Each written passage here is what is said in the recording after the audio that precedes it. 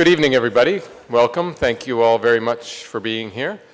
My name is Russell Shorto. I'm the director of the John Adams Institute, which is an independent American culture center based here in Amsterdam. When I began this job late 2007, one of my first brilliant ideas was we should try to get Jon Krakauer here because I loved his books and because he's someone who is among the very best at narrative nonfiction, which is something that I think there are a lot of things you could say Americans don't do well, but I think that's something Americans do very well, and he's one of the best. He also doesn't do many events, so it didn't happen then, but we kind of figured, well, if we bide our time, it will come to pass, and lo and behold, and I'd like to thank Prometheus publishers and my Spiker for helping to make this happen. Our moderator tonight, Tim Overdiek, needs no introduction. Tim? No, I'm just, that's a kind of an inside joke. We were discussing people who don't give introductions. Tim Overdiek is the editor at the NOS Journaal. He was for a number of years the American correspondent, and I think he knows more about America than I do. He has elegantly moderated, I would say, two previous events for us, one with the novelist David Levitt, and the other one here with David Sedaris, which was a very demanding job, and I was trying to think of what that job is like, and it's kind of like boxing a bee or something. I mean, you're this thing, and then there's this other forces out there just moving around. Anyway, he did a beautiful job with it. So without further ado, let me introduce our moderator, Tim Overdiek.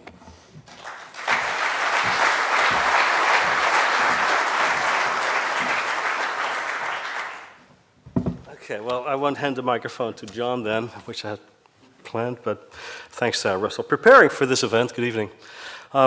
I not only read Where Men Win Glory, the book we're going to be talking about, but also read Jon Krakauer's book Into the Wild, about a young man who met his untimely death when hiking in Alaska.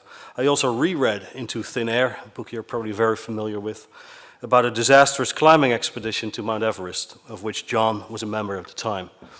Lots of mountains, which meant that while researching, this one question kept popping up in my head again and again and again.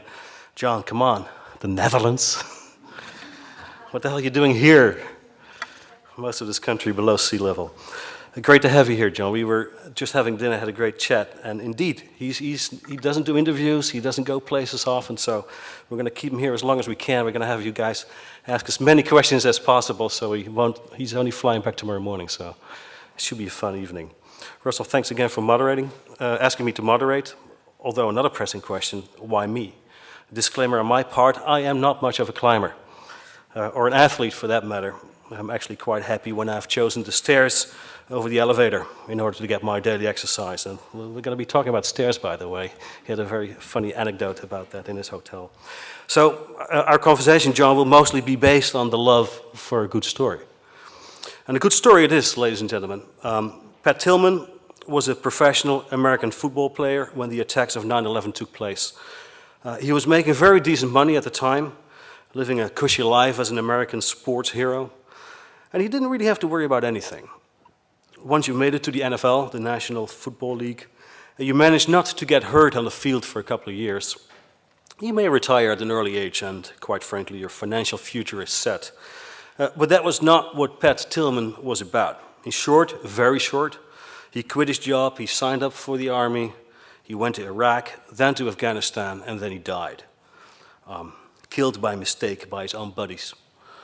Who he was, what drove him, what happened to him, how his legacy was used, or should I say abused, that's what John will talk about tonight.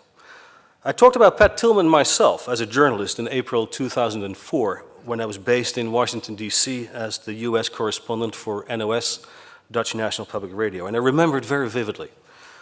The war in Iraq was just hitting rock bottom. The scandal over mistreatment in the Abu Ghraib prison had just broken, and then the news, Pat Tillman had died. That was a really big breaking story at the time. So I went live on the air for the NOS, describing how Tillman's death would undoubtedly be turned into a patriotic story of magnificent proportions. You can leave that to the United States. It's so much different from how we in Holland deal with this. On my way to this place, I crossed a bridge in the southern part of Amsterdam, a simple overpass over a canal. And the bridge is named after Timo Smeehuizen, who went to high school right there. And he's one of so far 23 Dutch military fatalities in Afghanistan. Timo Smeehuizen was killed when a car bomb went off in the city of Terenkout. 3 colleagues were wounded and five Afghan children were killed alongside Timo. He was 20 years old and he got a bridge named after him. That's Holland to you. By dying on enemy fields, Pat Tillman became an instant American hero. The story seemed to be a no-brainer. Bad news, good story. But that's where the problem lies and what the premise of Jon's book, Where Men Will Win Glory, is all about. Fake and true heroism. Heroism is not what the Pentagon, or for that matter the White House, delivers by falsified and manipulated press releases. It's been said, you probably know it, that the first casualty in any war is the truth, and this certainly was a prime example. And I also remember when the real truth came out, that Tillman had been killed by friendly fire, and that there had been a massive cover-up from day one.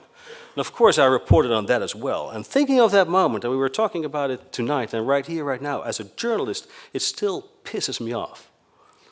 It's one of the reasons why I highly recommend reading Where Men Win Glory, but there are more reasons than that alone. Jon Krakauer is a gifted writer who not only looks for facts, who not only sticks to pure non-fiction, who goes and explores, in this case in Afghanistan, 3 times, but who's also able to look for the human side to the story. In this book, he really brings back Pat Tillman to life. Jon has done this many times before with his stories and essays on mountaineers and hiker, men especially, who go beyond the ordinary. Men who don't choose between stairs or elevators, but men who want to test their physical and their mental limits in order to put their willpower to the max. We might call them idiots. We don't understand what drives them. Listen, for example, to this part taken from Into Thin Air, Jon's words and his reflections about climbing and getting to the so-called death zone, where oxygen is scarce and where spending too much time can actually kill you. I, Jon, had always known that climbing mountains was a high-risk pursuit. I accepted that danger was an essential component of the game. Without it, climbing would be little different from 100 other trifling diversions. It was titillating to brush up against the enigma of mortality, to steal a glimpse across its forbidden frontier. Climbing was a magnificent activity, I firmly believed, not in spite of the inherent perils, but precisely because of them. Perils precisely because of them. And when I read that this past week, I really thought, this guy's nuts.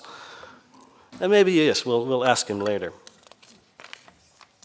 Of course, what he specifically does is separate the physical madness, if you will, from the mental challenge.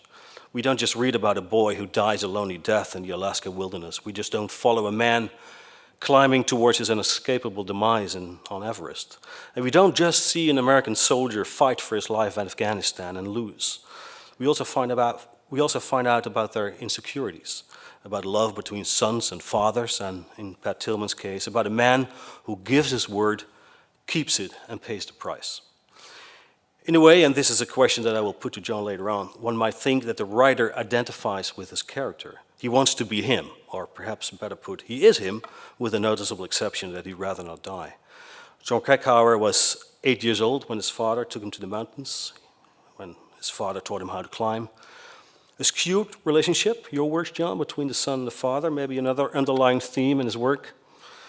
He's the third in a family of 5 children, born in Massachusetts, raised in Oregon, received his degree in environmental studies, married to Linda, a former climber, with whom he lives in Boulder, Colorado. He wrote for numerous magazines, has been for some time now a full-time writer of books, and he hates to write, he told me tonight, so we'll go into that.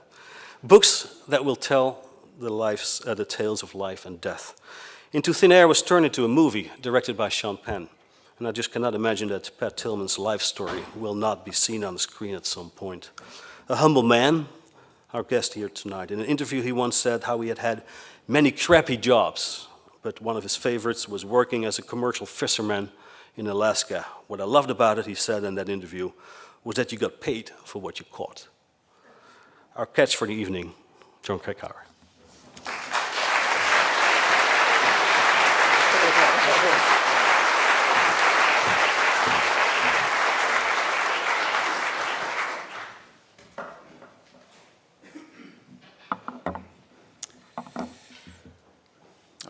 Thanks very much for showing up tonight. I owe thanks to my publisher, who's sitting right here, Prometheus, and to the John Adams Institute for bringing me to this amazing city. Believe it or not, I'm 56 years old, and this is the first time I've been to Amsterdam. I'm embarrassed to say that, but I will be back. And as an American, I am deeply indebted to the Dutch for transplanting your tolerant, progressive values, your sensibilities to our side of the pond way back in 1624 when you established New Amsterdam was then the wilderness of Manhattan Island. As Russell points out in his amazing book, The Island at the Center of the World, 17th century Dutch society was way ahead of the game in its acceptance of foreignness and religious differences, and as he so nicely put it, odd sorts. As Russell also observed, the founding of New Amsterdam resulted in, and I'm quoting him now, a kind of genetic transfer from one culture to the other, a planting of Dutch notions in one vital region of the future United States, from which they would be taken up into the American character. And that is so true. So on behalf of my countrymen, I'm very grateful for that. So thank you, Holland. So I'm going to begin tonight by turning the lights out and reading a fairly short excerpt from the new book, which in Holland is titled The Hero, and in the United States is Where Men Win Glory.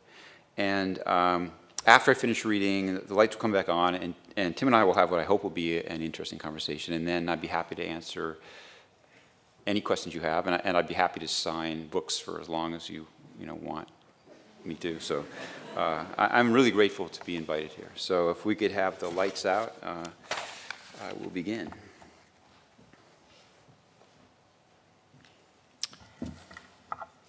If David Uitlaat was still angry when the convoy finally rolled out of Maghera, Afghanistan, the young lieutenant kept his emotions hidden from the 44 Rangers under his command. Certainly he had reason to be steamed. For the previous 6 hours, his platoon had been stopped in the middle of Taliban territory while he argued with headquarters over what to do about a wrecked Humvee. When the discussion finally concluded, Uitlaat was on the losing end of the debate.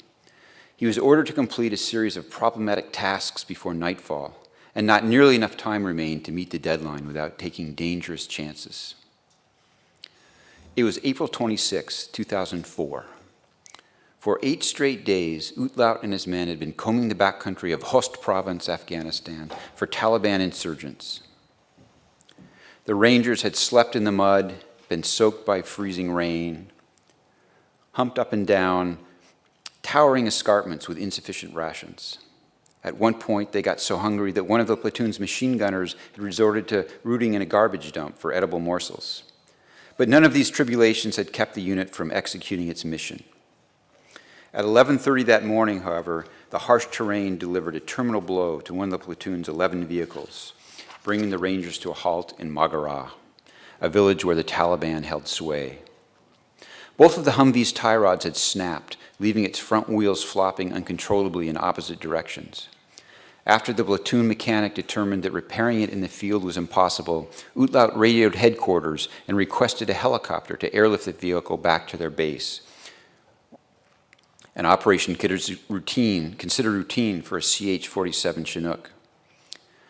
Earlier in the day, Rangers had observed some Army Chinooks lumbering across the sky, but headquarters told Uitlaat that no helicopter would be available to extract the crippled Humvee for at least 96 hours.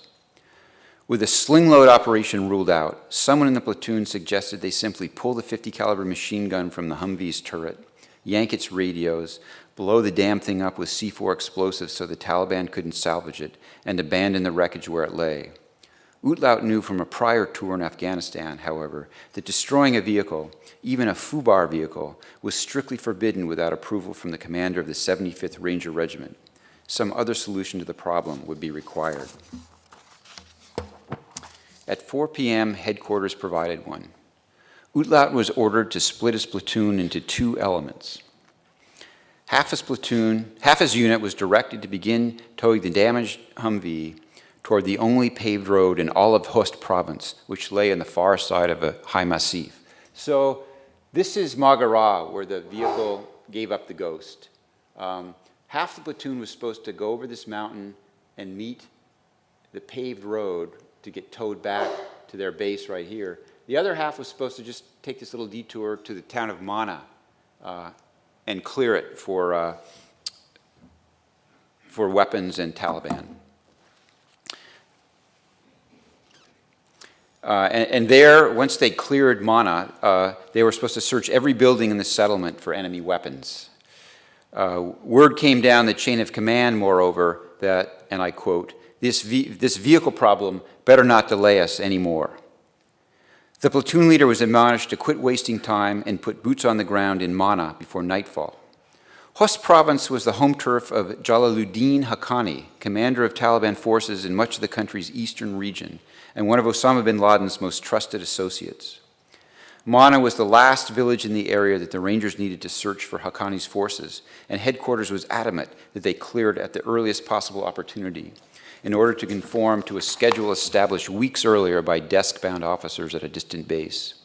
Utlaut and his men were no less eager than headquarters to finish their business in Mana, because as soon as it was completed, they could return to forward operating base Salerno, where they'd be able to shower off the stink and grime, repair their battered vehicles, re-zero their weapons, and spend a night or two on honest-to-God cots before heading back outside the wire.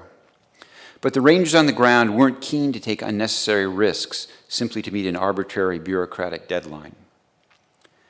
Utlaut sent a series of emails that respectfully but vigorously registered objections to the orders he'd received. The 24-year-old platoon leader pointed out, among other shortcomings, that the mountainous topography would make communication between the divided elements problematic, and that embarking for Mana with just half a platoon, in his view, simply was not safe. One of the most highly regarded young officers in the Army, Utlaut graduated from West Point at the top of his class as first captain of the Corps of Cadets. Here he's getting his diploma from Wolfowitz. You may recognize that figure. When George W. Bush was sworn in as President of the United States in 2001, Utlaut was the guy chosen to lead the Army's procession down Pennsylvania Avenue in the inaugural parade. After leaving the academy and becoming a platoon leader in the 2nd Ranger Battalion, he quickly earned the admiration of the enlisted men who served under him. Utlaut was a disciplined soldier who seldom questioned orders and never without a compelling reason. But his urgent request to reconsider the directive to split the platoon resulted in nothing more than a brusque email from headquarters declaring, "Reconsider denied." Nobody on the ground in Magarat thought it was a good idea to split the platoon, recalls Specialist Jade Lane, who, as Utlaut's radio operator, had been privy to the entire debate between headquarters and the platoon leader. The PL didn't want to do it, says Lane, but in the Army, you obey orders. So Utlaut split the platoon. Less than an hour of daylight remained by the time Utlaut had finished dividing the platoon into 2 elements. After placing himself in charge of the element bound for Mana, which was designated Serial 1, and consisted of 2 Humvees and 4 Toyota pickup trucks, carrying mostly Rangers and Afghan militia forces,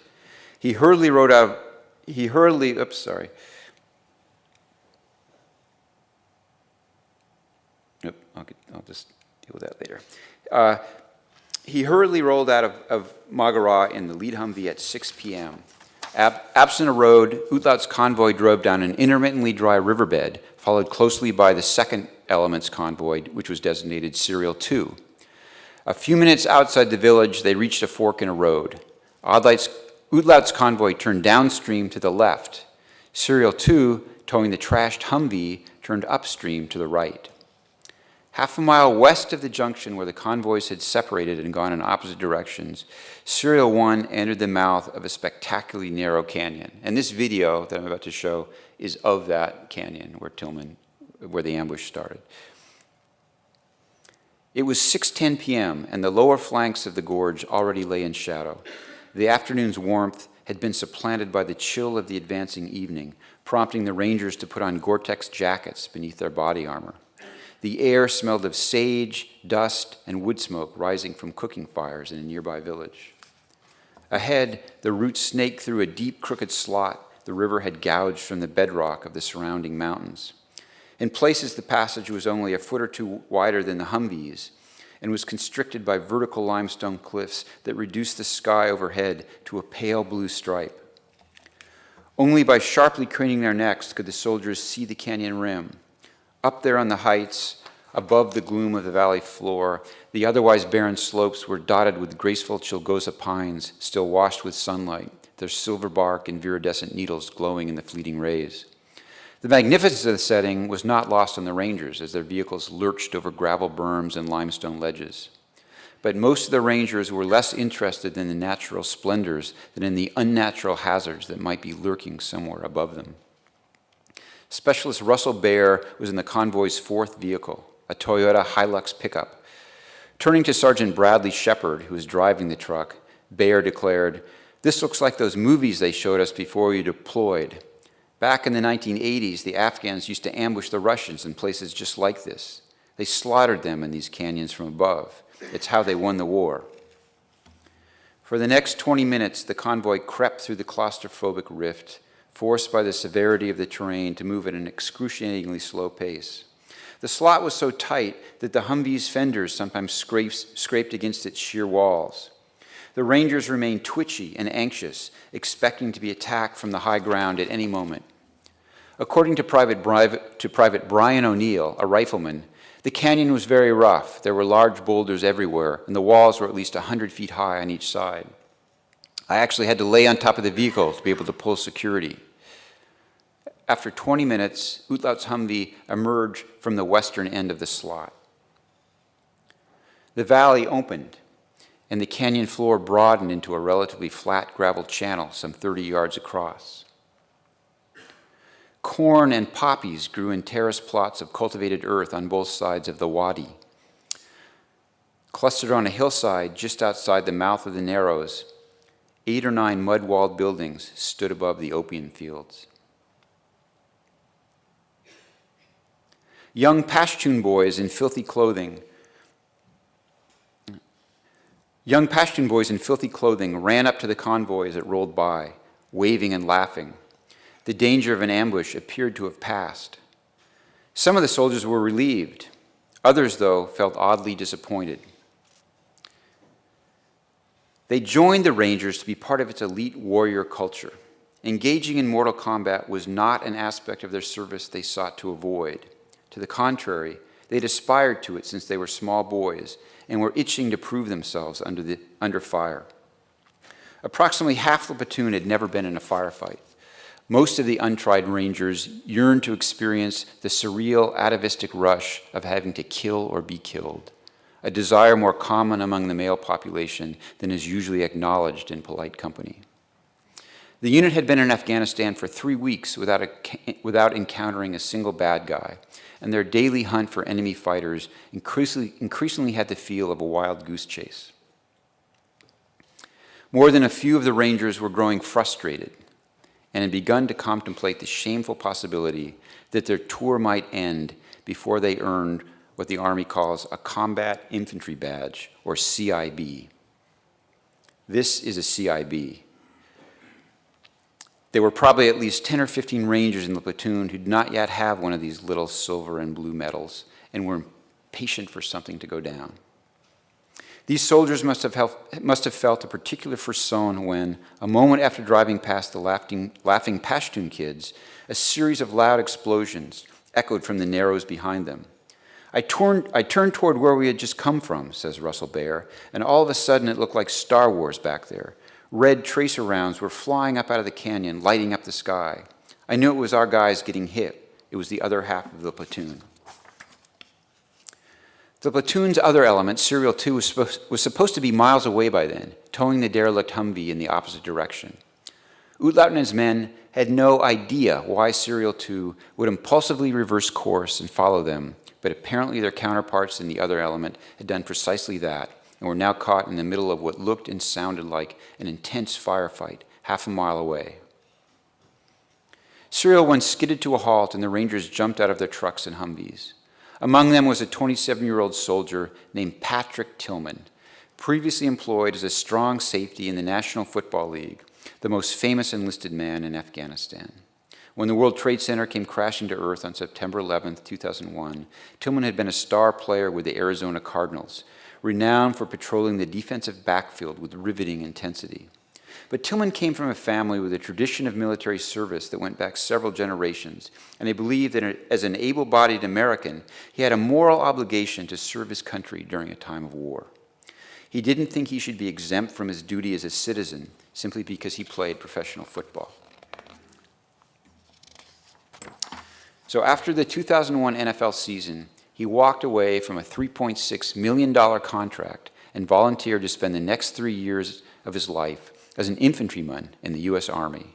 His brother Kevin, 14 years younger than Pat, had enlisted at the same time and was a member of Utlat's platoon as well. When the platoon was split in Maghera, Kevin Tillman had been assigned to Serial 2. Now, as Pat listened to the exploding mortar shells and the pop, pop, pop, pop of rifle fire, he was hyper-aware that his little brother was somewhere back in the confines of the canyon getting hammered. The moment Tillman's squad leader directed the Rangers to move up the hill, he sprang into action. Pat was like a freight train, says Private Josie Boatwright, recalling how Tillman sprinted past him. Whoosh! A pit bull straining against his leash. He took off toward the high ground. The route to the village ascended a steep gully, the bottom of which was 6,000 feet above sea level. Between his weapons, body armor, night vision optics, camelback water bladders, grenades, and extra ammunition, each ranger was carrying more than 60 pounds of dead weight. Thus burdened, within seconds of leaving the vehicles, everyone was gasping for air. But the sounds of the nearby battle, moving closer by the minute, kept the rangers pushing upward despite the pain.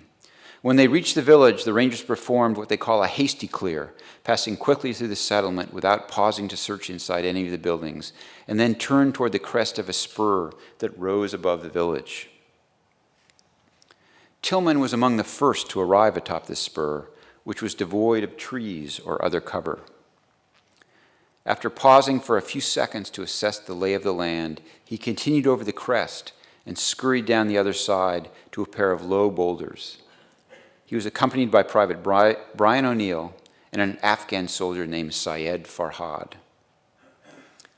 These two rocks afforded only minimal protection from enemy fire, but provided an excellent view of the wadi where Tillman expected Serial 2 to emerge from the mouth of the gorge. A few minutes later, two vehicles came speeding out of the canyon and stopped 90 yards beneath the boulders. Several rangers climbed out of a Humvee and gazed up toward Tillman and O'Neill, who waved to let their buddies know they were up there and had them covered. It appeared as though Serial 2 had escaped the ambush and all was well. And then, without warning, hundreds of bullets began to pulverize the slope around Tillman, O'Neill, and Farhad. Ever since Homo sapiens first coalesced into tribes, war has been part of the human condition. Societies at war always portray their campaigns as virtuous struggles and present their fallen soldiers as heroes who made the ultimate sacrifice for a noble cause. But death by friendly fire, which is an unavoidable aspect of armed conflict in the modern era, doesn't conform to this mythic narrative. It strips away war's heroic veneer to reveal what lies beneath. It's a disturbing reminder that barbarism, senseless violence, and random death are commonplace in every war. Consequently, and unsurprisingly, when soldiers accidentally kill one of their own, there is a tremendous reluctance to confront the truth within the ranks of the military. There's an overwhelming inclination to keep the unsettling particulars hidden from public view, to pretend the calamity never happened. Thus it has always been, and probably always will be. As Aeschylus, the Greek playwright, noted in the 5th century BC, in war, truth is the first casualty. When Pat Tillman was killed in Afghanistan, his Ranger Regiment responded with a chorus of prevarication and disavowal. A cynical cover-up sanctioned at the highest levels of government, followed by a series of inept official investigations, cast a cloud of bewilderment and shame over the tragedy, compounding the heartbreak of Tillman's death. Among the several thousand pages of documents generated by military investigators, some baffling testimony emerged from the ranger who is believed to have fired the bullets that ended Tillman's life. In a sworn statement, this soldier explained that while shooting a 10-round burst from his saw gun at the hillside where Tillman and O'Neill were positioned, he, quote, identified two sets of arms straight up through the scope of his weapon. I saw the arms waving, he acknowledged, but I didn't think they were trying to signal a ceasefire. So he pulled the trigger again and sprayed them with another 10-round burst. How is one supposed to make sense of this? Or this? In July 2007, the Associated Press published an article reporting that the Navy pathologist who performed Tillman's autopsy testified that the forensic evidence indicated Tillman had been shot 3 times in the head from a distance of 35 feet or less. The article prompted widespread speculation on the internet and in the mainstream press that Tillman had been deliberately murdered. Many other details about the fatal firefight were no less perplexing. Perhaps the greatest mysteries, though, surrounded not the circumstances of Tillman's death, but the essential facts of his life. Before he enlisted, Tillman was familiar to sports aficionados as an undersized, overachieving football player whose virtuosity in the defensive backfield was spellbinding. But during the 4 years he spent in the National Football League, Tillman played for the Arizona Cardinals, which at the time was a mediocre, small-market team that was seldom in the limelight. So his name wasn't recognized beyond the realm of hardcore football fans. Although it wasn't Tillman's intention, when he left the Cardinals to join the Army, he was transformed overnight into an icon of post-9/11 patriotism. Seizing the opportunity to capitalize on his celebrity, the Bush administration endeavored to use his name and image to promote the global war on terror. And I gotta show you this memo. This is a memo sent to Secretary of the Army Tom White, who was also an ex-Enron executive, from Donald Rumsfeld, the Secretary of Defense, in which Rumsfeld is saying, subject, Pat Tillman. Here's a magazine article on a fellow who's apparently joining the Rangers. He sounds like he's world class. We might want to keep our eye on him. Thanks. And then he talks about the attachment. Now, he sent this memo to Tom White, Rumsfeld did, just before Tillman went to boot camp. And from that moment on, the Army had their eye on Tillman, hoping to exploit him in any way they could. They badgered him constantly for interviews. Tillman and his brother repeatedly said, what we did speaks for itself, we're not talking. But they were trying. The Bush administration was trying.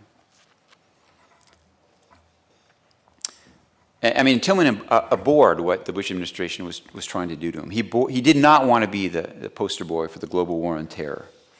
And as soon as he decided to enlist, he stopped talking to the press altogether, although his silence did nothing to squelch America's fascination with a football star who traded the bright lights and riches of the NFL for boot camp and a bad haircut. Following his death on the battlefield, the public's interest in Tillman shot through the roof. But the posthumous media frenzy shed little light on the integral mosaic of personal history that defined his actual existence. Unencumbered by facts, people felt emboldened to invent all manner of things about Tillman after his passing. Most of these renderings were based on little more than rumor and fantasy. Beyond his family and a small circle of close friends, few people had any idea who Pat Tillman really was. So if we can have the lights on and Tim would come up, we can start our...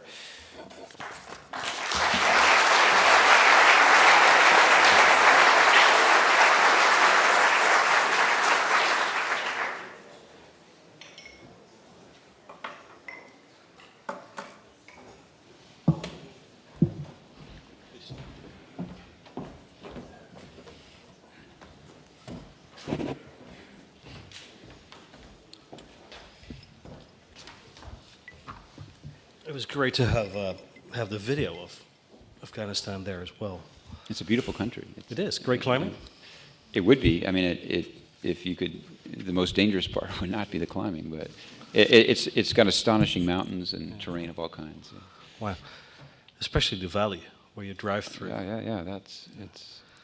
Because you remember those video footage from the Russians when they were there. I remember some vivid footage of this Russian tank commander being shot at the spot, and this is exactly what it's like. Yeah, and even in that canyon, there's fighting positions from the Soviet conflict that the Mujahideen built then. You know, these little shooting positions that the Taliban now use today, all over Afghanistan, not just in this canyon, but in that canyon. Well, about uh, climbing. First, tell me about your hotel. Your first time in Amsterdam, you get into your hotel. It's a flat country, and then you have to get up to your room. And what happens then? I made the mistake of telling Tim that I was astonished how dangerous staircases are in Amsterdam hotels. And I feared for my life, or at least my limb, every time I had to climb them. I asked if that was the exception, and they assured me, no. This is the way all staircases are in Amsterdam. Yep, it's a dangerous country. So Pat Tillman dies. His body's flown back to the US. His backpack coming along with his personal stuff. Out comes a book. And you're the author. Well, it wasn't actually, the book was found in his backpack was left behind. But yeah, the reason I was able to write this book is because Pat happened to have read my books, and when he died, he was carrying a copy of Eiger Dreams. Eiger Dreams, a compilation of stories you've written for several magazines about climbing. Yeah.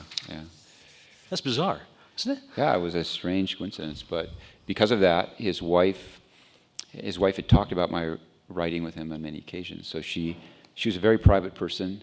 She wanted his story told. She wanted the injustice to be explained, and so I got lucky, and she agreed, after much deliberation, to let me use his letters and journals and to cooperate with me in the writing of this book, which was invaluable. Yeah. And you really wanted to write that book as well. Oh yeah. Why? Tillman got under my skin. I mean, from the moment he enlisted, and then when he died, and then when he died by friendly fire, I was shocked and appalled, and I just wanted to know what kind of man would, his wife, this beautiful woman that he had met when they were both children. I think when they were 4 years old when they first met. He was the only girlfriend he ever had. They started dating when they were first year of high school. They were, it's like something out of a fairy tale. They were in love. He loved her deeply, as his letters and journals show. And so why would a guy make this 3-year commitment? And Pat Tillman kept his promises, so he knew it would be 3 years. He would leave her. He would give up millions of dollars. It wasn't just, he had turned down a $3.6 million offer from the Arizona Cardinals to join the Army. But the year before that, he turned down a $9.5 million offer to change teams and go to the St. Louis Rams, who had just won a Super Bowl the year before. And he turned it down because he felt like it would be ungrateful to the team that had taken him in the last round of the NFL draft when no one else wanted him. That's the kind of guy he was. But what drove, that's the kind of guy he was. He just sticks to his word.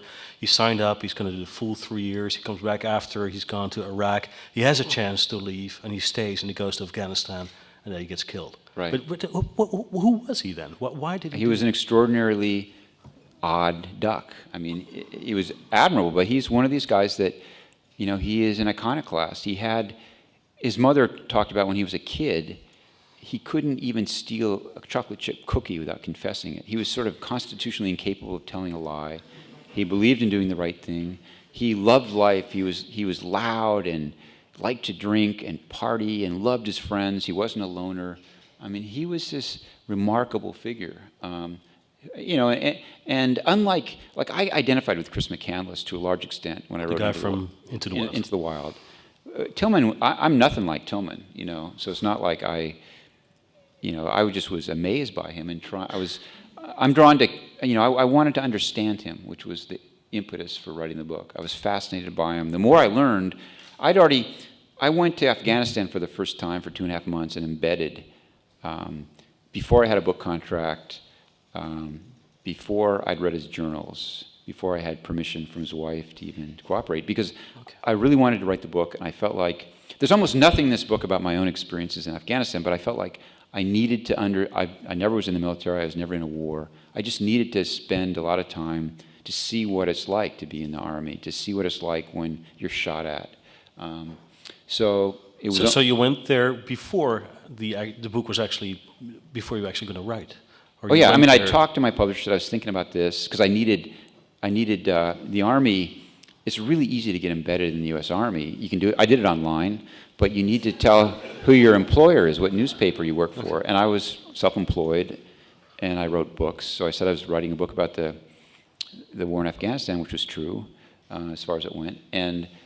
But I needed to have confirmation from my employer, as they put it, that I wasn't just faking it. Because there's a number of people I met in Afghanistan who, if you embed, they'll fly you over there, you don't have to spend a dime. And there's people, fake journalists who live at these bases like Bagram, where, I'm serious, I'm not making this up, where they serve lobster and steak every Friday. And the Army is so disorganized that they lose track of you. And so there's people there who live the good life, going to the gym, watching the movies, being journalists. And so the Army, their way of ensuring this doesn't happen is to ask for a letter for your boss. So I told my publisher that I needed a letter, and he obliged. But you never told them that you were going to be writing a book about Pat Tillman, because if you did, they might have had some thoughts. I don't know what they would have done. The Army there's a lot of really good people in the American Army. There's a lot of really smart people. Mm-hmm. Pat Tillman wasn't the only guy after 9/11 who signed up. There's a lot of dedicated, smart people. There's a lot of idiots, though, and the idiots tend to be making decisions the others have to follow. So I didn't say that, but I went, and I went the first time for 2.5 months, and then I went again 6 months later for another 2.5 months. To come closer to the military, to see what the circumstances were under which Pat Tillman just fought. to learn about Afghanistan, to learn about the Afghan people. People forget it. Tillman wasn't the only one killed. There was an innocent Afghan soldier who the only reason he was there was because he admired Tillman so much. So it was a joint. The platoon was accompanied by, I think about 4 or 5 Afghans, I forget. And the other Afghans, when the shooting started and Pat ran up the hill, they stayed with their trucks. But one of them so admired Pat that he'd gotten to know over the previous week that he followed him up the hill, and as a consequence was killed with Pat. And for years, literally, the Army spun a bullshit story about him as well. They never bothered to even find out who he was. They said his name was, they didn't know his name at first, then they said his name was Thani, Thani, which is a district in Host province. And when I went there, and I had to dig, but I found his name was Syed Farhad, and the Army didn't pay any attention to him. But how can you blame the Pentagon for not milking this story? Because one of the first stops when the book came out, I went to New York to do some promotion, and I actually, one of the 3 or 4 places in the U.S. where I did this kind of thing and the first one was West Point Military Academy. They invited me, and I said, "Do they know what this is about?" But I went, and it was one of the best things I've ever done. West Point is a legitimate institution of higher education, open-minded. The kids there are smart, dedicated. They are amazing kids, and they have this honor code. There's a big rock out front of the academy, which is carved, "Thou shalt not lie, cheat, steal, or tolerate those who do." And it's a duty of any of those West Point cadets, if they're caught lying or suspected, it's up to them to confess. It's this amazing thing where you do not lie or even get away with it, and it's drummed into these kids. And when they come out of that academy, they are optimistic, they are idealistic, they want the best thing for the world.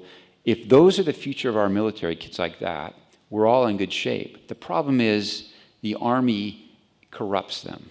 Stanley McChrystal, our general in Afghanistan, was a graduate of West Point. David Petraeus, almost all the leading generals. And one of the things I wanted to know in this book, what happened to them? Stanley McChrystal was the man. Since the book was published, I've learned, I did more research. Since I turned in the manuscript, McChrystal was the man who orchestrated the entire cover-up, has lied about it for 6 years with impunity. He's never been punished. There was a big investigation done by the Inspector General of the Pentagon that found Stanley McChrystal should be held accountable and action should be taken. The problem was that then went back to the Army itself to decide what action should be taken, and they said exactly nothing. And he was promoted to a 3-star general and a 4-star general, and Obama, made him the commander of our forces. A man who has lied without a doubt. Has he responded to your book? No. I actually went to Afghanistan last summer. It's a long story, but I'd hoped to talk to him. And when the TV crew I was with approached him and said they had some questions about Tillman, he just stormed out of the room and said, "I have nothing more to say about Tillman." So it's not in his interest or the Army's to address any of these charges. Now, the Dutch translation is called the hero, the held. He was a sports hero. He was portrayed as a hero. But what makes him a real hero, according to you? Well, that title is intended to have some irony to it too, but he was a hero to me because of this, and it's kind of sick, but I admire. I've always been fascinated with people who take stuff too far, who take things to their logical extreme. I mean, I think I didn't do this intentionally, but it was pointed out to me that this seems to be the kind of people I write about. I was explaining to these guys at dinner that I don't know. I mean, I just write, and when people have all these themes, they say, "Well, why did you pick these themes?" And I always go, "It's difficult to explain," and I had no idea I'd pick these themes. You know, I just write what comes to my head, and one of these is I'm fascinated with these people who don't know moderation, and you know what is it? Sort of interpret. What is it that attracts that in you? Then? I don't, because I was like that. Yeah. I'm no longer, but I was as a young man, as a climber. There was something pure. I mean, I read too much Nietzsche, seriously, when I was a kid, and I was taken up by it. And I believed in that Ubermensch stuff. And, you know, and I still, I'm appalled.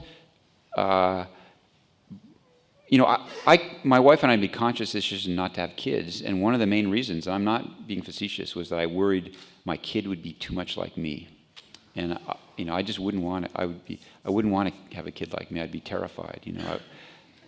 But nonetheless, as a young man, I saw some virtue in this Nietzschean purity of, you know, not doing anything half-assed. Of you know, I told myself that.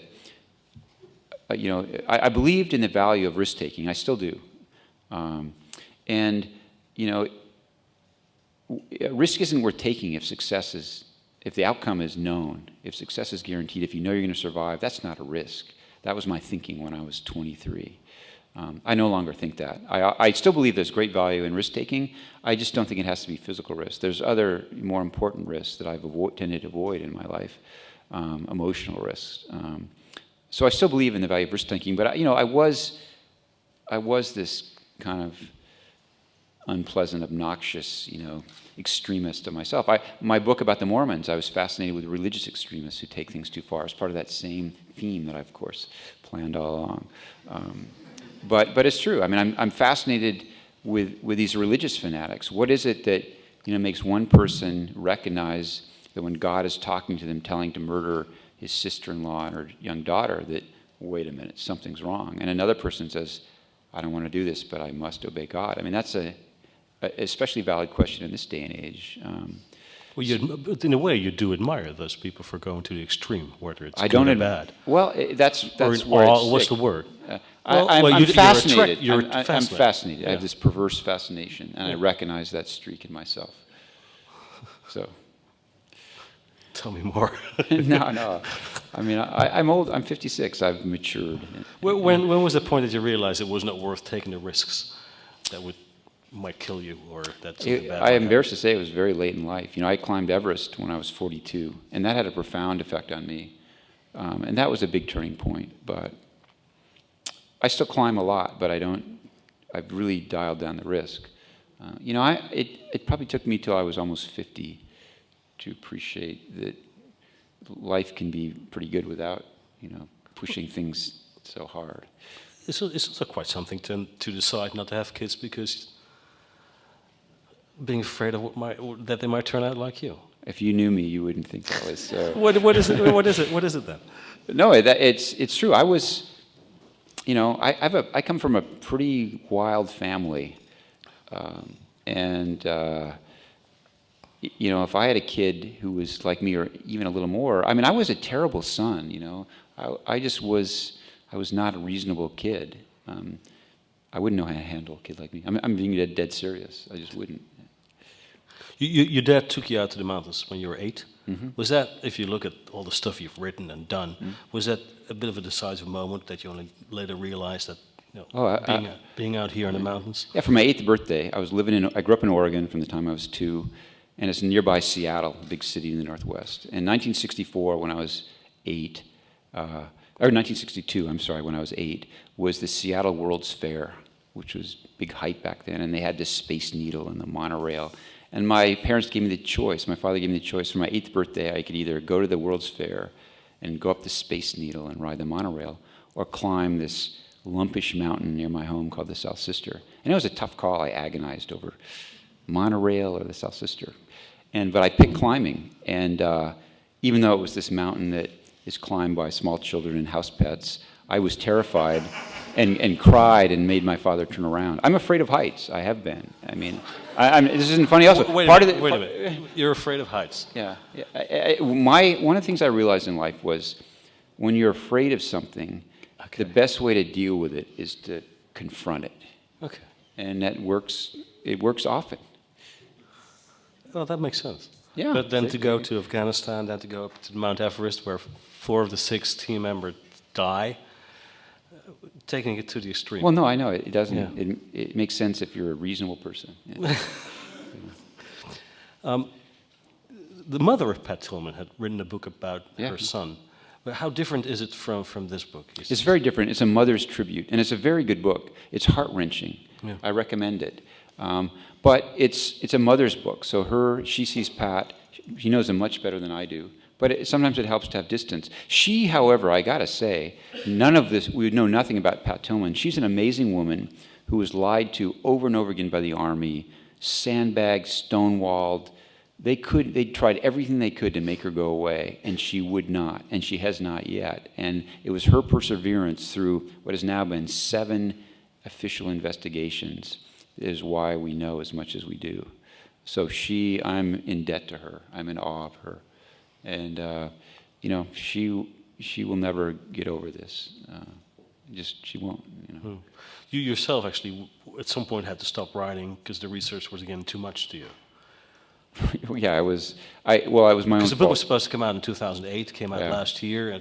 What happened was I'd assured my publisher I'd have no trouble turning in the book by, I think it was February 2007.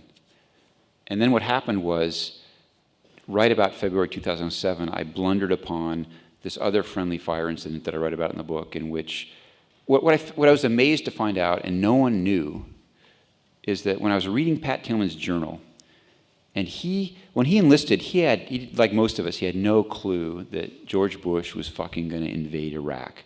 And he was furious. And in his journal and in public, he talked about this is an illegal war, it's immoral. But he'd signed up, and he also talks about how, we knew this was a possibility, that we'd have to do things we didn't want. So he went to Iraq. He was there for the invasion. He read Ralph Waldo Emerson for the first time the night before Iraq was invaded and stayed up all night. These amazing journal entries. He was so moved by Emerson. But one of the first missions he went on in Iraq, in the early days of the war, it was, I think just over a week old, the invasion, and this young woman named Jessica Lynch was captured. And Pat Tillman was a ranger, these elite special forces. And I learned as I'm reading his journal, he was on the Jessica Lynch rescue. He was sent as part of the rescue mission.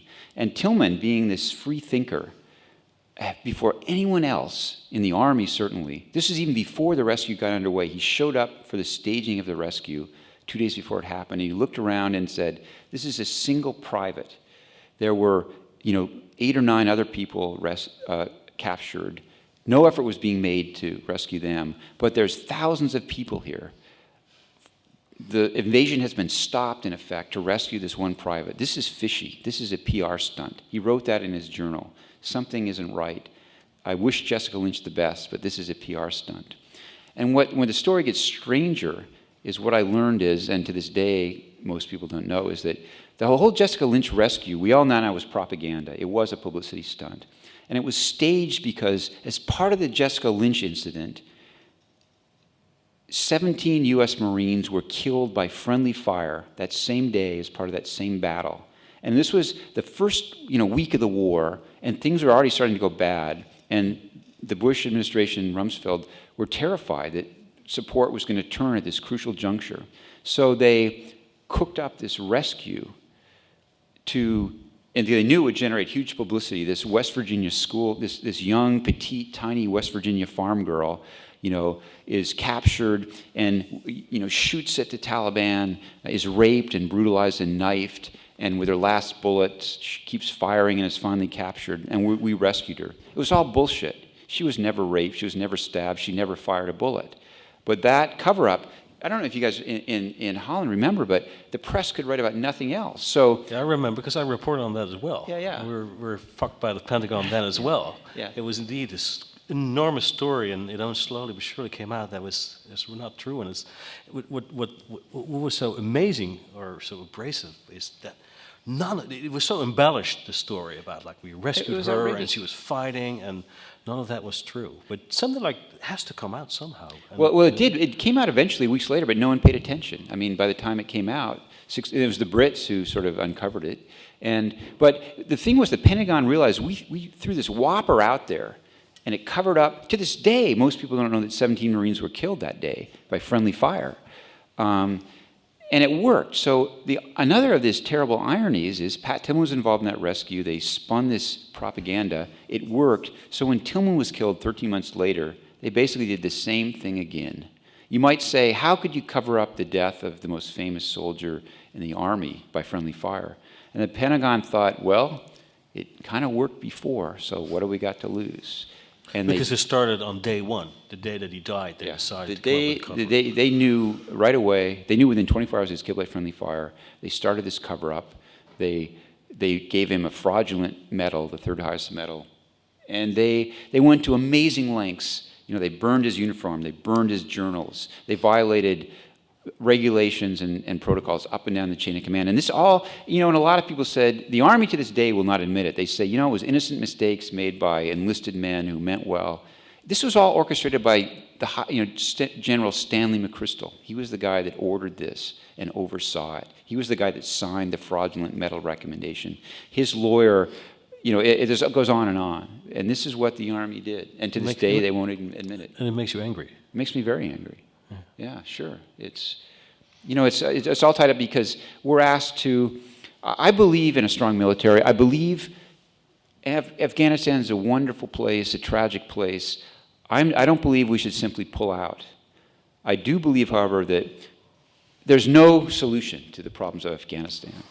Afghans are going to have to figure it out for themselves, and they need help, but it's going to take 30 years. And if after 30 years, and we're really lucky, as Rory Stewart put it, if we're really lucky and everything goes perfectly in 30 years, Afghanistan will be like Pakistan, which is nothing to be proud of.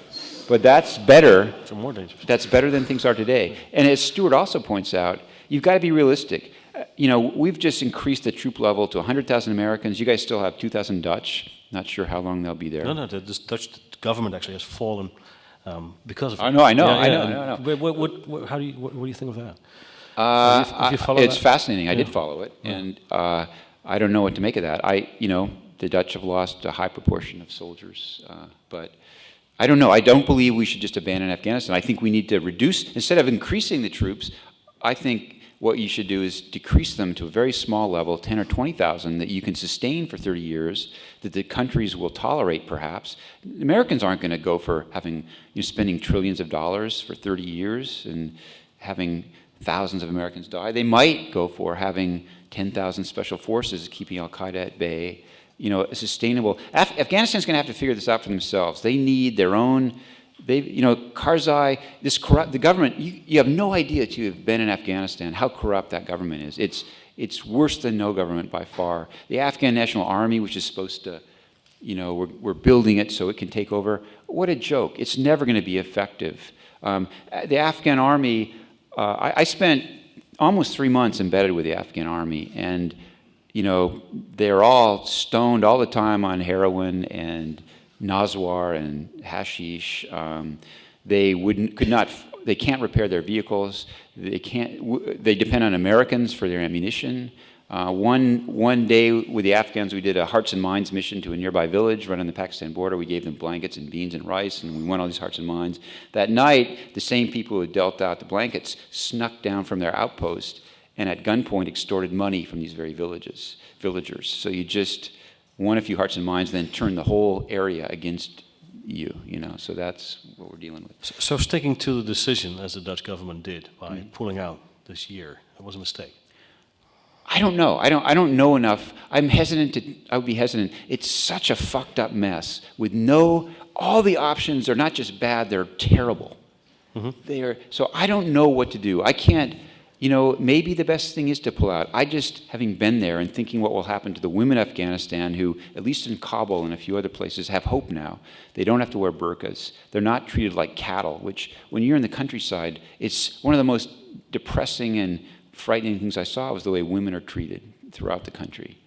This is a medieval country. And how naive is it for us, Americans, NATO, to go in there and think, we're going to give you an election, you elected a president, everything's well. You've gone from the Stone Age to liberal Western democracy in 9 short years. It's impossible. It's delusional. They've got to work out some really bad stuff somehow on their own. And they have the means to do it, but it's not, it's going to take time, it's going to be painful. There's going to be blood on the streets. It's not like the current government. The Taliban's awful, make no mistake. They are despicable, evil guys. But it's not like a lot of the current government. Karzai has installed in his government warlords who also rape and murder. And his brother is the largest drug kingpin in the country, in Kandahar. His brother, Kandahar, which we're liberating right now, we'll never liberate it because we can't. The guy who controls it is Karzai's brother, who's, he's like a Latin American drug kingpin. It's hopeless. It's hopeless there. All right, that's the conclusion. Back to the story, Tillman? How would you like to see the book? Is it really a personal story? Is it an anti-war story? Is there historical? It's, I'm a pretty pragmatic guy, and I believe that war will always be with us. I believe in a strong military. But I think it'd really be nice if we sort of appreciate what we're doing. I would like that book to be, it's a biography of Pat Tillman. It's an indictment of the Bush administration, one of many.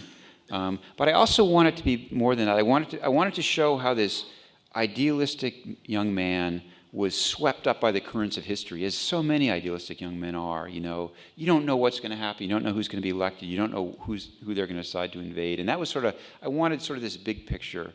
Because I don't think my book's going to change a damn thing, except maybe, help. It certainly helped me understand writing it, sort of how things work and how the wheels of history turn. So that was perhaps an overly ambitious goal, but that was there, it was part of it. Well, I would hope it would change something in people's thinking. Well, when I wrote the Mount Everest book, I assumed everyone would see how ridiculous it would be to be guided up Everest, to pay $70,000. And my friends who are guides on Everest were furious with me. They said, "You're ruining our business. Who the hell are you?" One of the guys who said this, who shall go nameless, a year after the book came out, he called me up and said, "I was wrong. Your book was the best thing that ever happened to my business." And he was absolutely right. It only increased crazy people climbing Everest. But then there were also a lot of people who were giving you shit because in their eyes, you were exploiting other people's tragedy. Absolutely, that happens all the time. Yeah. But that's sort of to be expected. Did they have a point, maybe, in a way?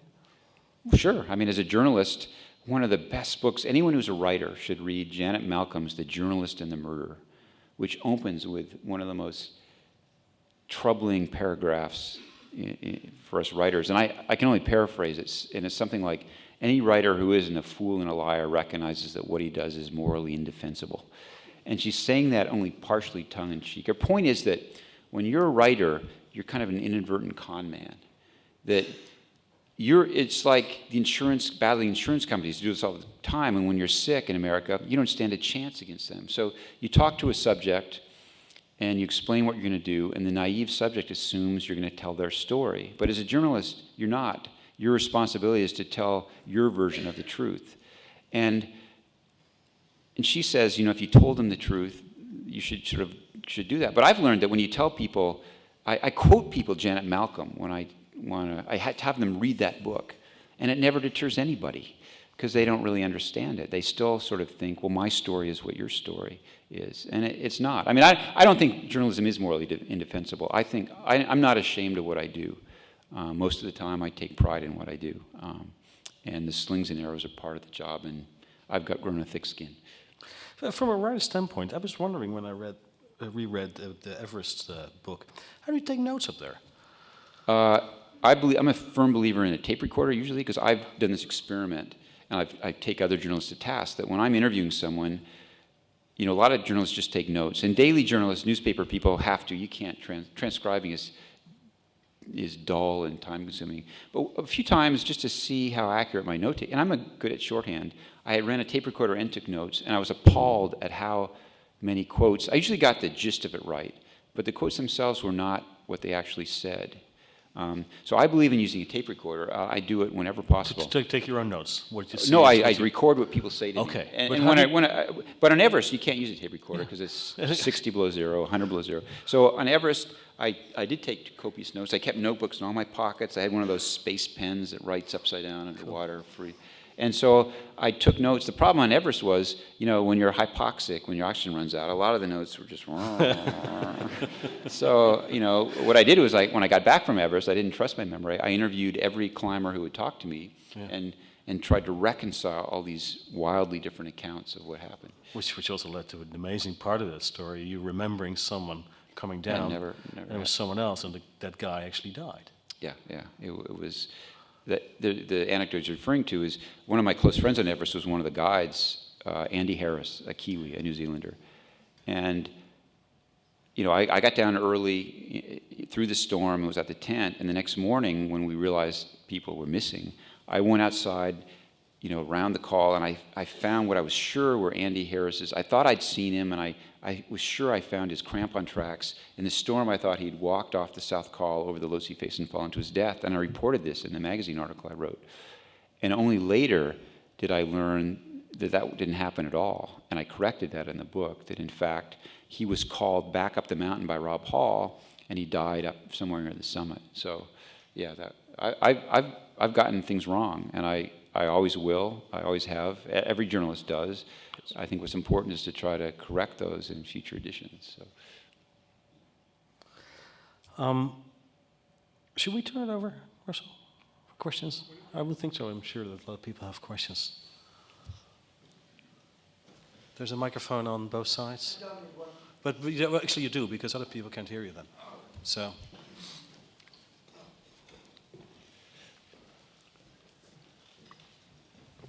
How did you come by that video material? For the first embed, I brought along this cheapo video camera and shot a lot of that video myself. There's somewhere I was with Special Forces, but it broke. Some of the video, there's video of, there's actual video of when I described the boulders of following a ranger going up the hill. That was video from one of the investigations. It had his face blacked out. And that video, is actually on the internet. There's a couple of videos like that. I can't remember how much video, but most of the video I shot myself.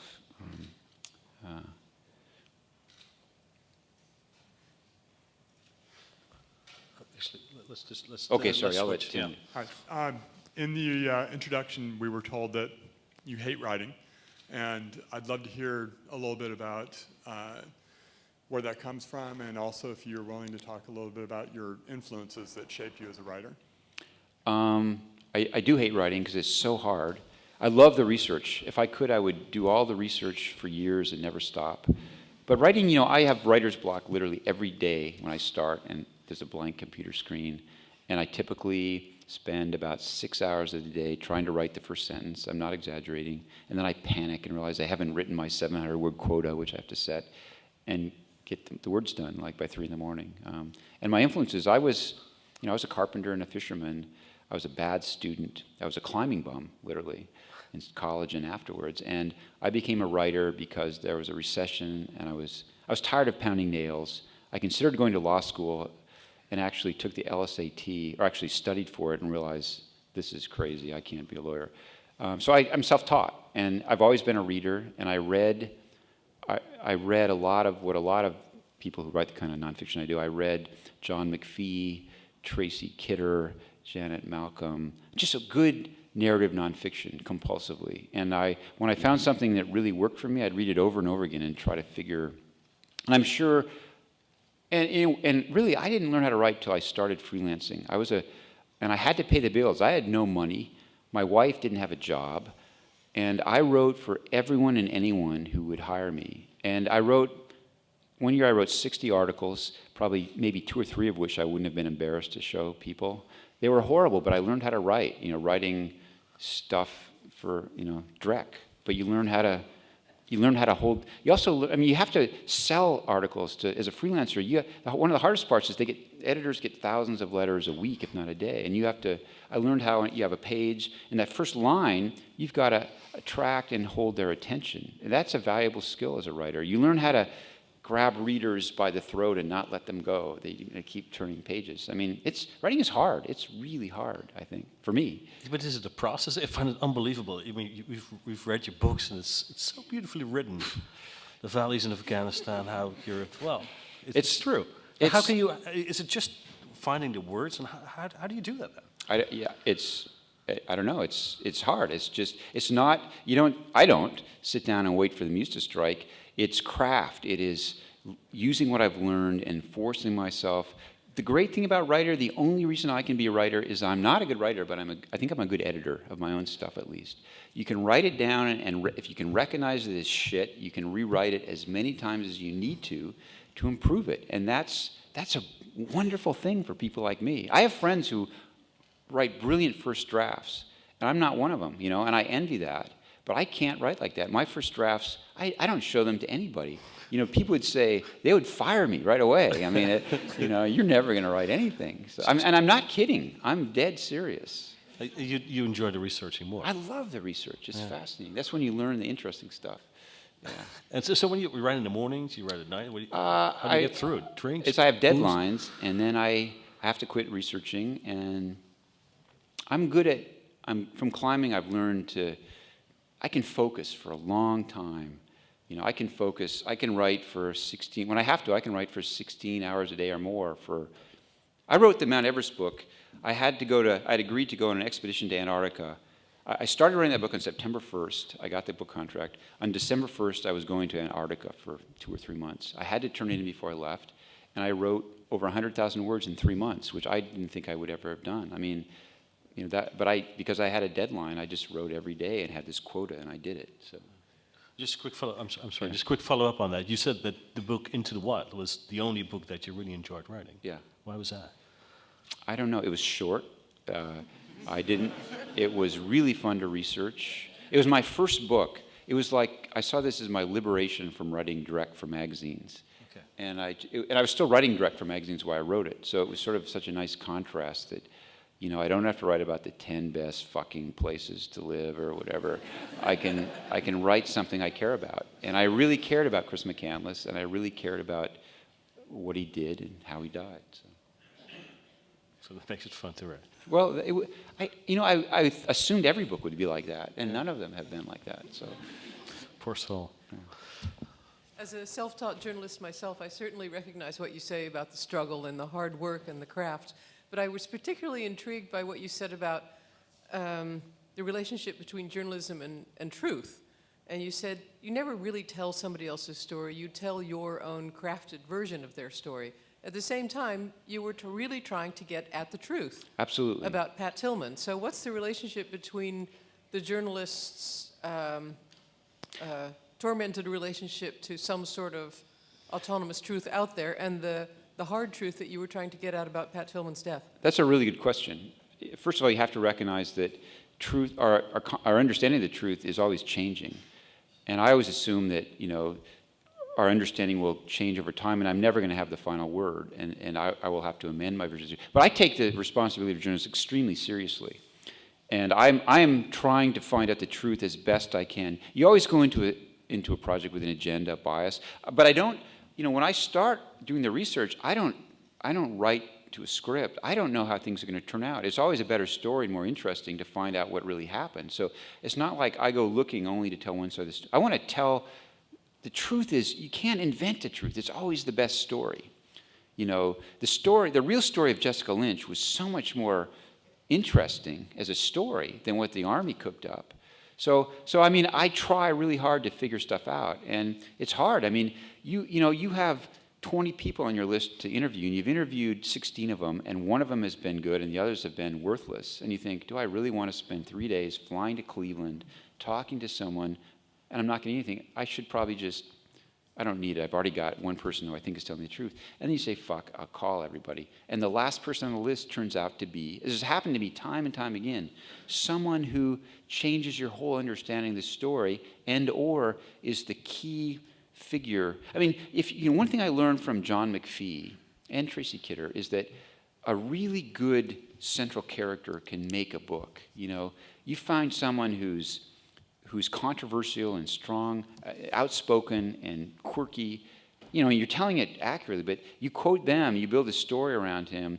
John McPhee's looking for a ship, this ship captain who every day would show up with his belt buckled on the other side. I mean, there's so many, so it pays generally to do the legwork and talk to people and interview people. And then, then what happens is, this is part of the reason you feel like you're betraying your subjects is, I've talked to people for days. I've stayed with them for a week and not even quoted them once in a book.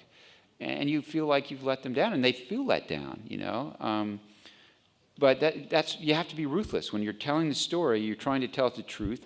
And this is where another of these gray areas, it's like you're a storyteller. You're looking for a narrative thread. You have to keep a reader's attention. So without being dishonest, you make I probably use 1% of the material I gather in research. I think most writers do. And those are serious choices. What the 99% to leave out, a lot of that, it's all true, but some of it moves the story forward and some of it doesn't. I mean, and that's what writing is. Reality, if we recorded every moment of every day, no one's going to read that book.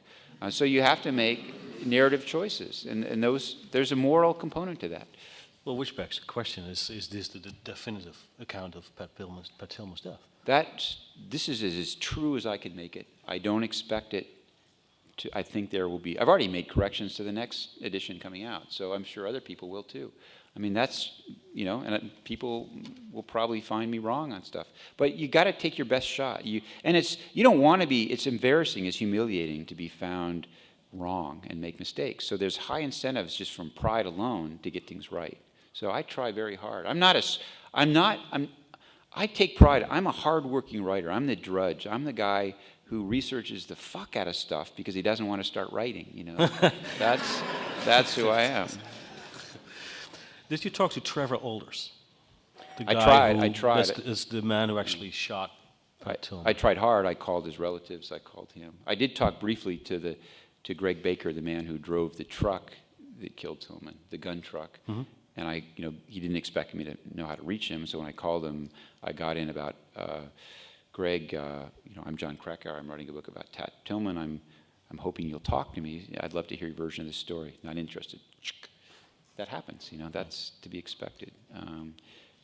He wasn't. And I'm not. Sometimes if I have an adversarial kind of someone who I really want to talk to and I think needs to talk, I'll badger them, and I'll make deals with them. But usually, someone like Greg Baker. Can you give an example? Pardon me? Like what? Well, like when I wrote about this Mormon book, Under the Banner of Heaven, about polygamists who kill for God, and one of the members of this polygamist group he'd been in the thick of it, and people didn't really know what he'd done, and he told me a lot, and I needed his permission. Well, I wanted him to talk to me, and so I called him and said, I know your story, and I know this and that, and I'm going to write about you. And he said, no fucking way. This Mormon said, no fucking way, literally. And I said, well, okay, but I'm going to write about you one way or the other, and I can hear your version or not. And we talked and negotiated, and finally said, look, if you'll talk to me, I will give you a pseudonym. Everyone involved in this... I'm sorry, what did you say? A pseudonym. I'll give him a fake name. Okay, yeah. I said, everyone who knows this, who knows what really happened, will know who you are, because I'm going to tell the truth and quote you. But the general public, your boss might not figure out who you are. And this was enough. And I said, and if you don't, your name's, it's going to be you. And he thought about it, and he said, okay. And he went, and he did it. And I don't have any, there's a lot of debate about anonymous sources, and it's valid debate. But in my mind, I made my own ethical decision there, that it didn't seem much of a trade-off to me. And so I did it. And I don't regret it. It was a huge contribution to the book, this guy, whose name shall be nameless. I think not long after the Everest expedition, I heard an extended interview with you on NPR, and I'd never heard anybody sound so haunted or damaged by an experience. And I mean, you can hear it, and I started reading all your books. So I was wondering, how did you work through that personally? Because it sounded like, I mean, you had been in scrapes before. Right. That was a profound moment in my life. And it really changed me. And it was really hard. And I went through, now that I've been around a lot of veterans, I was in serious post-traumatic stress disorder. And I would not acknowledge it. My wife begged me, said she threatened to leave me. You got to go seek help. And this, fuck you, I'm fine, literally, And I wasn't fine. I was bad. And finally, in my own weird, stubborn way, I don't know how, but I kind of rose out of the fog. And then I could recognize how bad off I was. And then I really started being able to deal with it. But, it gave me great insights into the veterans. I now work with veterans groups after what I've seen in Afghanistan, because the cost of that war, sure, there's been nearly 4,000 Americans killed, but that doesn't, what's really tragic is the tens and tens of thousands of them that are walking among us who have traumatic brain injuries and have this kind of worse post-traumatic stress. So that's a serious thing. And the Army in the U.S. only recently, they thought, oh, you guys are pussies. You're making it up. It's only now that they're beginning to address it. This is a real problem. It's all about patriotism in the U.S. and support our troops and put a yellow fucking sticker on your car. But you want to pay for these guys that come back damaged? Oh, no, we got to balance the budget, We can invade Iraq illegally and do this stuff and not put it on the books and bill it to our grandchildren, but we can't take care of even our veterans. This is the kind of stuff that enrages me and should enrage everybody. This is an angry book, and it's probably the worst for it. But I can't help myself. I mean, the Everest book was an angry book, but I think it's probably the better for it. It's a more honest book. If I'd written that book 10 years later, it would have been very different and much more measured. But man, that's an honest book. You could tell I was fucked up, and I was, and still am to some degree, I'm sure, from it. Yeah, I can feel it in my voice when you were talking about it's bad. So that's still a tragedy that's still unfolding. Yeah. I still am good friends with Andy Harris, the guy I thought. His parents in New Zealand, I talk to them often. We email. They come to visit me. I mean, I'm still... You write these books and you don't leave them behind, Russell Shorto's here in Amsterdam, because he wrote this, this book about New Amsterdam. So you don't just... Your life... The books change the author. They change you, and you don't walk away from them, or I don't, Well, has it made you a better person, or different, or a worse person? I think it's made me, I'm not a great person. I'm no one's shining example of anything. But in my own slow, way, I learn. In spite of myself, I learn. That's sort of the goal of life, I don't believe in an afterlife. I'm not religious. But it's like this weird paradox. You finally gain a little wisdom, and then you die. And that seems like a fine enough bargain, I'll settle for that. That's sort of what life's about, if you're lucky. What should we learn then from these characters? Because you keep returning to these same kind of men. I'm trying to learn from them. I don't know what anyone else would learn. I think I pick at these subjects about the guys that interest me. Then there's all their other sort of stuff that accidentally comes in. And maybe that's valuable. I really don't believe in writing to be didactic. I don't think it works. That Everest book convinced me that if you think you're going to change the world and save the world by writing, ain't going to happen. It just ain't.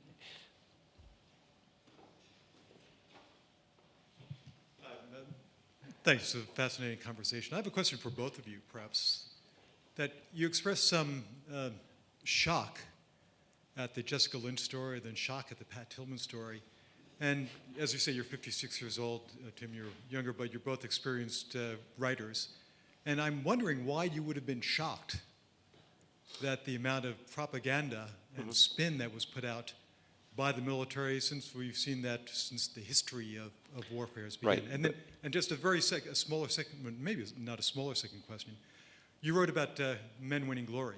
And I'm wondering, from your own experience in Afghanistan, how many of the Taliban who were fighting the Americans and the Dutch and the others are winning glory in their own way? The latter question, they certainly, the title was meant to be ironic. It was taken from the Iliad. But granted, soldiers believe in this concept of glory, and that I never spoke to the Taliban. Although once I looked like a Pashtun when I was sunburned, and I had this big beard, and once I happened to arrive on a base on my own. It's weird, I won't go into that story, but you can go wherever you want in Afghanistan. And I dropped in on this special forces base right after a huge firefight in which they captured all these Al-Qaeda and Taliban, and they assumed I was an interpreter because I looked Pashtun. So I walk out of the staggered as helicopter, and a Green Beret grabs me and says, we just pucked these guys. We want to know this, this, and this. I'm saying, wait a minute, pal. You got the wrong guy. But so I don't know what the Taliban. Yeah, they're fanatics. They're true believers. So they're looking for glory. As far as why I was so naive, because there's always been propaganda, but the Bush administration, as I learned, took it to an unprecedented level by an order of magnitude. The effort in Iraq, and to a lesser extent Afghanistan, because the Bush administration ignored Afghanistan, mostly, was unprecedented. We all know how they sold the war to begin with. I knew that, weapons of mass destruction. What I was shocked by was, once it was underway, the millions and millions of dollars and the resources they expended to sell us on that it's going well, it's going great, we're liberating this country, right all the way up through the mission accomplished speech in May and beyond, on the aircraft carrier. So I should have.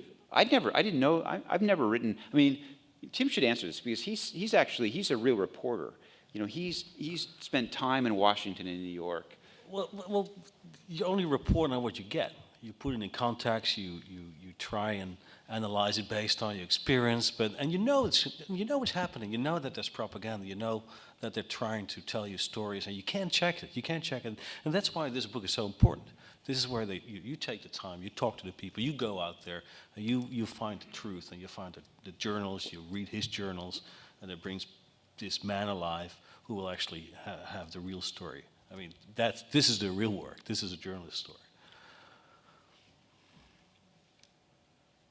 Thanks very much. It's a really interesting talk. I just wonder if you would reflect on a dilemma that your book seems to raise, which is that, you say Afghanistan has to be left to the Afghans, and in a sense that's true. But we know that actually there are lots and lots of pockets of poverty and insecurity around the world that can't be ignored anymore. Because if you ignore them, not only does it affect all the people living in those countries, but it condemns the neighbors to more poverty and more instability, and it becomes a recurring cycle. And so not only does that bring poverty and instability to them, but it brings insecurity to us. And so there is going to be this need for the 30-year commitments in places like Afghanistan, and the payoff at the end is that you're going to get a Pakistan. And so how are you going to explain this? I mean, it's sort of taking the Tillman story, but take it the next step. And so what would you do then if you're sitting in the White House or sitting in The Hague, and you've got to explain to taxpayers and to families and to others about what these 30-year commitments is going to be? That's an excellent question and a very difficult one. First, I can say with some confidence, no one is ever going to elect me to run anything. But Afghanistan, as Rory Stewart said in his wisdom, we can only do what we're able to do. We cannot do what we'd like to do or what's impossible. You have to be pragmatic. You have to be realistic. And so we can't save the world. We should make efforts. Afghanistan is different because we have some kind of moral obligation. We have screwed up the country as much as we've done good for it. In a lot of ways, we've made it a lot worse. All this money pouring in has fueled the corruption. All these well-meaning NGOs doing work there have just completely thrown, a country where people were making $3, $4 a day. Now people see all these corrupt officials. It's just turned over the apple cart. But in Afghanistan, every option is bad, but some are much worse. And Afghanistan's darkest days of its dark history occurred after the Soviets withdrew. And for a while, the U.S. was still supporting the Mujahideen, the anti-Soviet forces. And the Soviets were still supporting their puppet, Najibullah. And for a while, there was this stalemate, and we go, wow, maybe, the Russians were saying, wow, maybe Najibullah will hold off, maybe this will work out. But then the Soviet Union crumbled, and they stopped even giving money, let alone support, and instantly he fell and was killed and tortured. And that's when the real chaos began.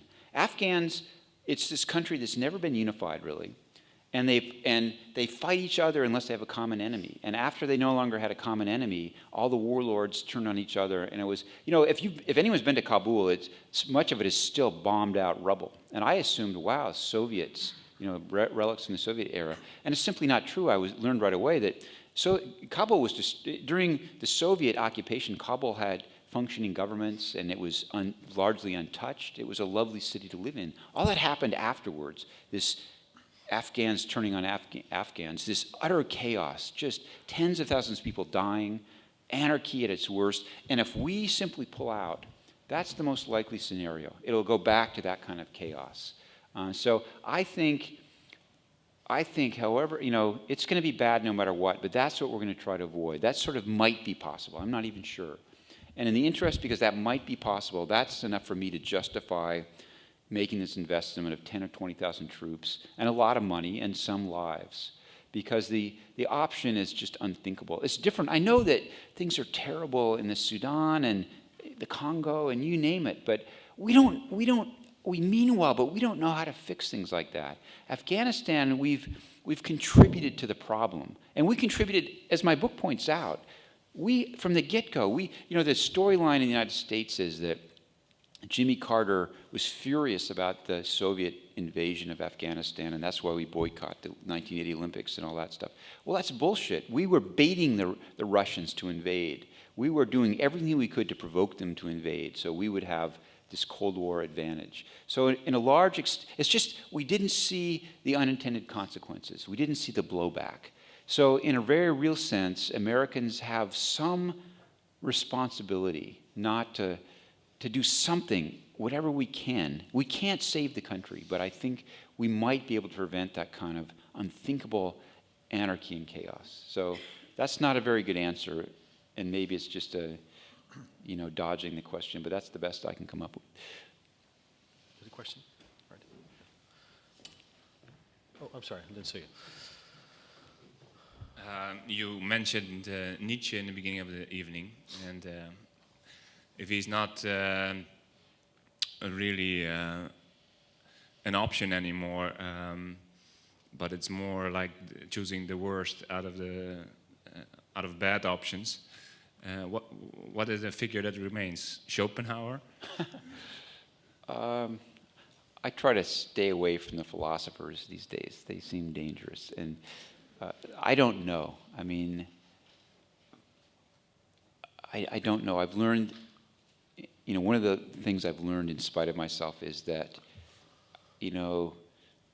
I've grown pretty pessimistic. I mean, I think we've lived in this, in Western liberal society, and ever since the Enlightenment, we've lived in this amazing anomalous bubble of prosperity, relative prosperity, and good times, and that's the exception.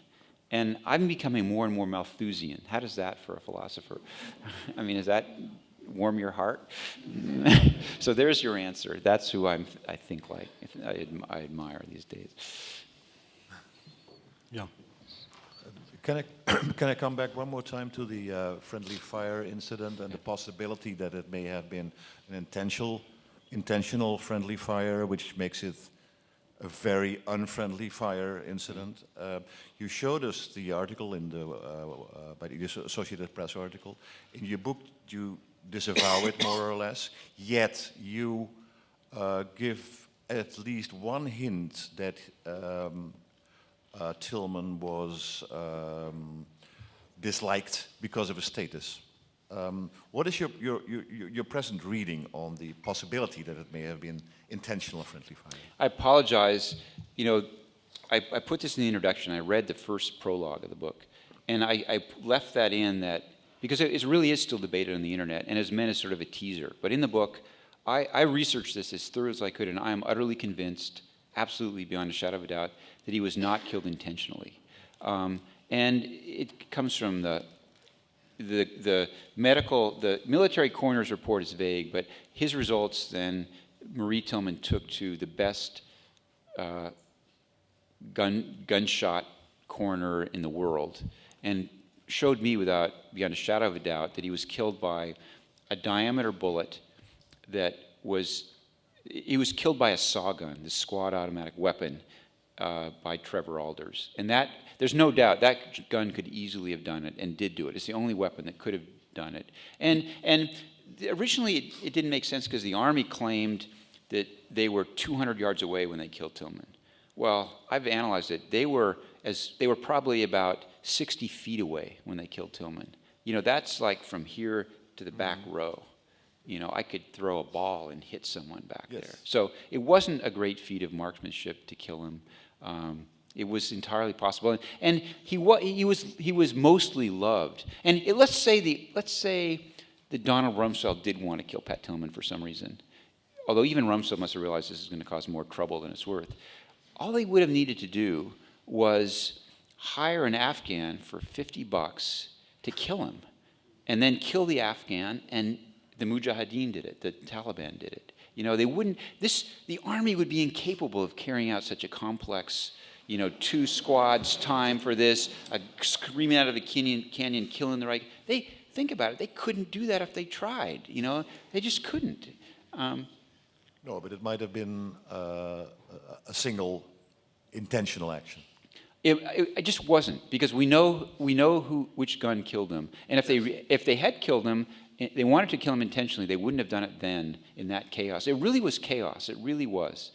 So that's. But I'm convinced. I mean, there's a lot of people who don't believe me, and I've gotten in arguments before. But I'm not a conspiracy theorist. I don't want to. There's enough evil that was done in this that I don't want to sort of complicate it or discredit it by adding things that didn't happen. So. Thank you for a very interesting talk. But I'm missing one aspect of the war propaganda machine, and that's the news media. The American news media, to put it in football terms, really dropped the ball. So I was wondering, could you comment on that, especially like, for instance, Fox with the American flag? And second thing is, the patriot is supposed to question his country and supposed to question his government. And again, it seems like the American public failed to do that, especially in the first 4 years. So just wonder what you're... Well, you should answer this question. But having been a correspondent in the U.S. for 11 years, New York and D.C., no, you saw that a lot, and especially after 9/11, where all American news media were really on the side of the government to do something about it, and Afghanistan seemed to be such a just war, and Iraq took it to a different level. We've seen all that, and the media. You just speaking about American media or Dutch media? Particularly American media, because if you look at British media, for instance, The Guardian had The Independent. They had very good articles. And even heard Americans saying that they had to listen to BBC World or read English press to find out what was happening, or French. And I mean, do you find that a certain amount of responsibility lies there too? Because you didn't mention that during the evening. And it's a worrying development. And now with Wall Street, which seems, the next big cover-up. Yeah. Well, that's what they were. The Pentagon did such a brilliant job by getting media embedded in the military when they invaded Iraq. It was a brilliant move. It's diabolical. Yeah. And the way they didn't like plant with Jessica Lynch. It's not like the guy Jim Wilkinson, who sort of was the Karl Rove in the Pentagon. He didn't like say, "Psst." Washington Post, who first ran the Jessica Lynch story, she fought to the death and blah, blah, blah. What he did was he found a bunch of intelligence officers. He talked to probably dozens of them, and most of them said, she told him the truth, but he found the ones who truly believed, man, I think there's some evidence that she fought to the death. And then he simply put those intelligence officers in touch with the most credible reporters he could find, and he just sat back and let it happen. And the media, it's all so competitive now. If the story of this heroic young girl from West Virginia is out there, and you're the lone guy saying, "Psst, it's not true," you're not going to be on Fox News. You're not going to be listened to. You're not going to be on NBC. The media has a lot to answer for, but it also is sort of, you should expect that. One of the most heartening things I've seen in recent years is one of the first people. There were 2 people I remember who who first struck me as seeing through the bullshit of the Bush administration. One was Paul Krugman in the New York Times. The other was Jon Stewart.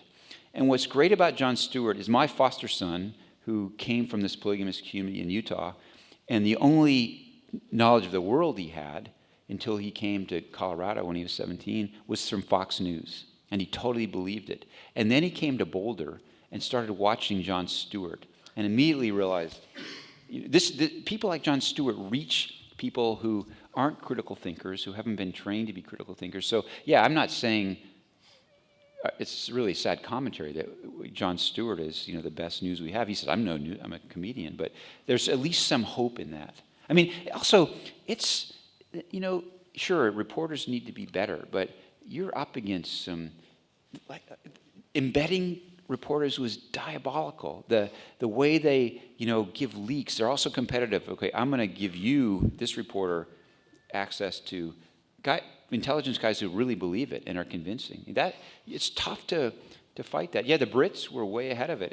But the Brits also, they remarked, they were appalled by the American propaganda machine. They didn't understand, Brits didn't go to those lengths yet, to try to hoodwink their reporters. I remember reading stuff in The Guardian, they couldn't believe that, that American Pentagon press people were so controlling of the news, because the Brits would sort of tell you the truth, the British military. So, and I don't know why, maybe because the stakes aren't as high, or, things have just changed in American politics. It's so polarized and take no prisoners, and they can't, Republicans and Democrats can't cooperate about anything anymore. So it doesn't bode well. As I say, I'm becoming a Malthusian, and I'm not optimistic. Which is what our news organization, NOS, for that reason, we had our Peter ter Velde, our military specialist, went to Afghanistan to be embedded, but also to do a story outside the camp and go and talk to the Taliban. And you got to do that kind of stuff to get a complete picture. If you only rely on what the military are willing to show you, then you will never get these kind of stories out. But one of the worrying aspects about this also is that traditional news media outlets like, the networks and normal press, New York Times, are going to lose credibility more and more, and their survival depends on that, amongst other things. Thank you. We'll take two more questions. There's somebody waiting there. This is really tall. Hi. You mentioned during your speech that you confront your fears by facing them head on and then overcoming them. I try. I never do completely. But with Everest. And I was wondering, what is now your biggest fear and how do you plan to confront it? That's a little too personal. I have many fears. I think I'm less afraid of dying than I used to be. I'm afraid of falling from great heights, but I'm not afraid of dying anymore.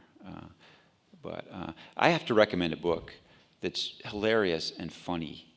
Has anyone read Julian Barnes' Nothing to be Frightened of? It's just brilliant. If you want to, I just threw that out there because it's about his obsessive fear of death. So.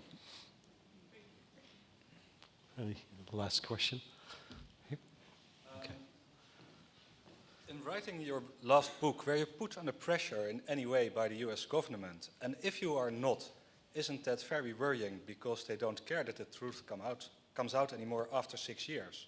I mean, they lied after the event. They had their media coverage for millions of people, and now a couple of thousands of people read your book, or more in your case, and get to know the truth. But if that doesn't bother them anymore, that is a scary thought. If they put you under pressure, that's a scary thought as well. They didn't put me under pressure because they're smart enough to know the best. Most people don't read. They get their news from television. They're smart. They ignore me. What happened was, after my book, right around the time my book was published in the US, I learned more about Stanley McChrystal's direct involvement in the cover-up and his responsibility. And I published an online blog. I just wanted to get out immediately, so I published it on the Daily Beast called General McChrystal's Credibility Problem. And that got a little bit of attention, and I was invited on Meet the Press, this Sunday TV show.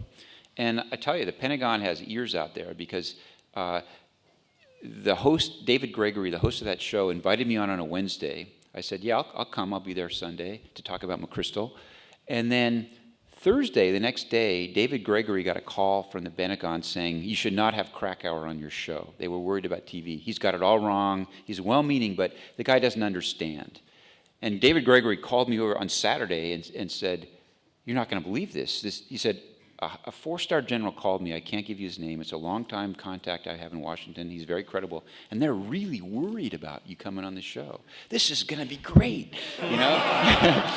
And I said, well, invite McChrystal on the show. Invite the general. I said, I did. And they said, no, they wouldn't do it. They were just trying. So on that level, they were worried about TV. They were smart. They didn't debate me on the show. It flared up and passed. And they're good at what they do. You know, they are really good at what they do. Yeah, it's also the sad thing about American people, that they will remember Pat Tillman as the hero who died. Many people will not remember or will not know the true story because that's what they remember. That's right. Which is a sad thing to end after a great evening. I enjoyed myself. I hope you did the same thing. And I hope that a little bit...